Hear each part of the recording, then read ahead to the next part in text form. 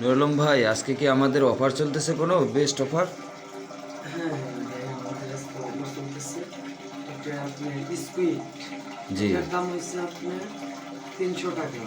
300 টাকা। আর আমাদের যে ভিডিও দেখে যে আসবেন তাদের জন্য ডিসকাউন্ট আছে। এটার প্রাইস পড়বে 200। আজকে এই স্কুইড হাফ কেজি প্লাস, এটার একটাই 200? হ্যাঁ, এই স্কুইডটার দাম 200 দেবো।